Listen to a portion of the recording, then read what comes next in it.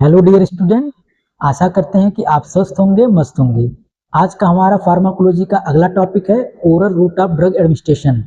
Oral route of drug administration के heading से ही आपको लग रहा है ओरल का मतलब with the help of mouth. ऐसा रूट या ऐसा जिसमें हम लोग ड्रग को with the help of mouth से लेते हैं, जिसमें हम लोग ड्रग को या मेडिसिन को माउथ की सहायता से लेते हैं, उस रूट को हम लोग oral route of drug administration कहते हैं। जिसमें हम लोग या तो सॉलिड डोजेज फॉर्म को लेते हैं या तो लिक्विड डोजेज फॉर्म को लेते हैं। सॉलिड डोजेज फॉर्म में हमारा टेबलेट आ जाता है, कैप्सूल आ जाता है, और लिक्विड डोजेज फॉर्म में हमारा सिरप आ जाता है, एलिक्सर आ जाता है, और बहुत सारे लिक्विड प्रिपरेशन होते हैं जिनको हम लोग ओरली लेते हैं with the help of mouth. तो हम लोग अपना इसमें देख लेते हैं। In this route of administration the drug either liquid और सॉलिड प्रिपरेशन।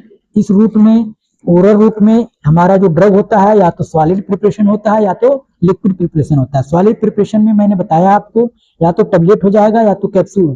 टेबलेट और कैप्सूल सॉलिड प्रिपरेशन में आते हैं। लिक्विड प्रिपरेशन या सॉलिड प्रिपरेशन में हमारा टेबलेट एंड कैप्सूल आ जाता है, जबकि हमारा इस लिक्विड प्रिपरेशन में, यहाँ पे जो लिक्विड प्रिपरेशन है, लिक्विड प्रिपरेशन में हमारा सिरप आ जाता है और एलिक्सर्स भी आ जाते हैं। इसके बाद इस place in the mouth cavity, या तो सॉलिड हो, सॉलिड प्रिपरेशन हो, या तो लिक्विड प्रिपरेशन हो, उसको हम लोग माउथ कैविटी में रखते हैं। माउथ कैविटी का मतलब, कैविटी का मतलब खोखला स्थान या जगह। हमारे माउथ में एक खोखला स्थान होता है जिसमें हम लोग किसी भी चीज को, या तो सॉलिड प्रिपरेशन हो या तो लिक्विड प्रिपरेशन हो, उसको हम लोग इसमें रखते हैं। And with the help of milk, या तो माउथ में रखने के बाद या तो मिल्क की सहायता से, या तो दूध की सहायता से, या तो किसी ड्रिंक की सहायता से, या तो वाटर की सहायता से हम लोग उसको निगल लेते हैं जो हमारे स्टमक में पहुंचता है।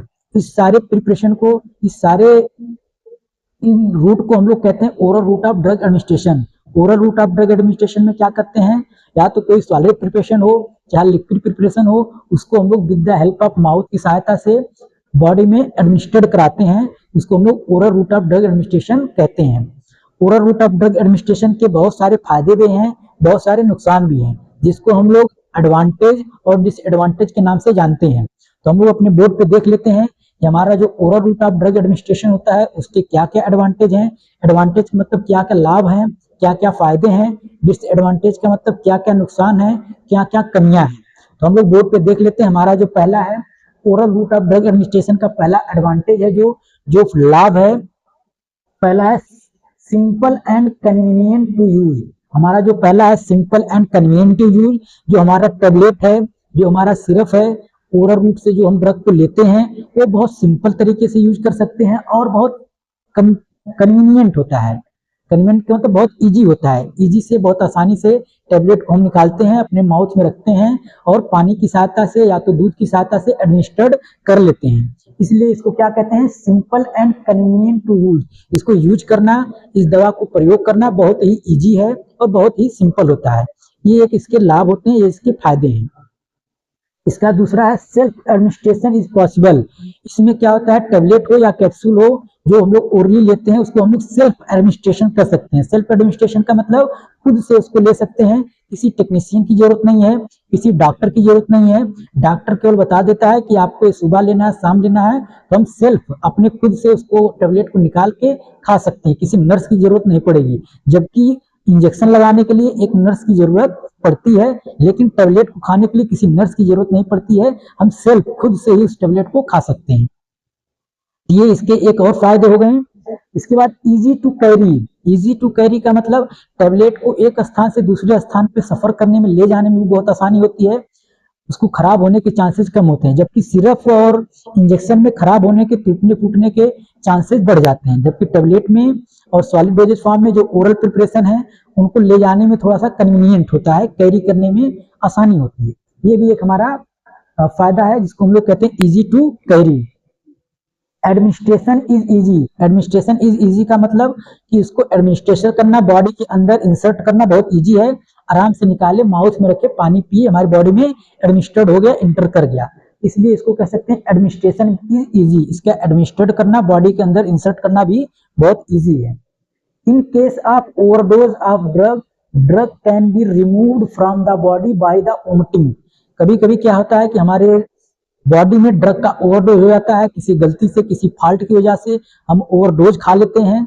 ओवरडोज खाने की वजह से हमारे बॉडी में बहुत सारे रिएक्शन आने के चांसेस बढ़ जाते हैं। लेकिन जब हम ओवरडोज लेते हैं, ओरली लेते हैं, इसमें एक पॉसिबिलिटी बनती है कि हमको ड्रग को वोमिटिंग करा के बॉडी से बाहर ओवरडोज को निकाल सकते हैं। एक इसका ये भी फायदा है। यही कारण है कि जो लोग पॉइजन खा लेते हैं, जो लोग जहर खा लेते हैं, उनको पेट में जहर जाता है, ओरली लेते हैं, उनको ओरली ले लिए, हमारे पेट में गया, उसको वोमिटिंग करा के उसको जहर को बाहर निकाला जा सकता है, जिससे उसकी जान बच जाती है। तो oral route of drug administration के एक ये भी फायदे हैं, इसको हम लोग बॉडी से बाहर बहुत आसानी से पेट से वोमिटिंग करा के निकाल सकते हैं अगर ओवरडोजिंग हो जाता है तब। ये भी एक इसके फायदे हैं। इसके बाद इट इज चीप, ये बहुत कॉस्टली नहीं होते हैं, बहुत लो प्राइस पे भी मिल जाते हैं।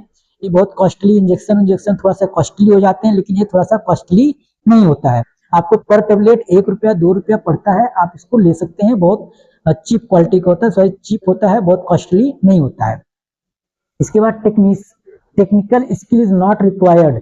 किसी भी टेबलेट खाने के लिए आपको कोई चीज टेक्निकल स्किल की जरूरत नहीं है, आपको कोई चीज सीखने की जरूरत नहीं है।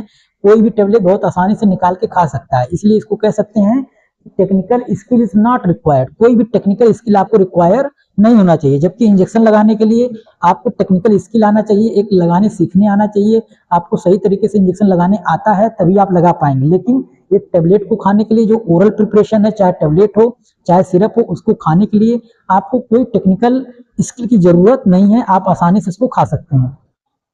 पेनलेस, टेबलेट को खाने के लिए खाते हैं जब आप लोग तो कोई आपको पेन नहीं होता, कोई दर्द नहीं होता, जबकि इंजेक्शन लगाते समय आपको दर्द का भी सामना करना पड़ता है। इसलिए टेबलेट का जो अगला फायदा, सबसे अच्छा फायदा जो है पेनलेस होता है। ये सबसे अच्छा फायदा है कि इसमें दर्द नहीं होता है, आप बॉडी के अंदर इंसर्ट कर लेते हो लेकिन आपको दर्द नहीं होता है। ये मिला जुला के 8 लगभग आपके एडवांटेज है। 8 के अलावा और एडवांटेज हो सकते हैं जो आप अपनी किताब में देख के और कहीं से लिख सकते हैं, लेकिन इतना इनफ है।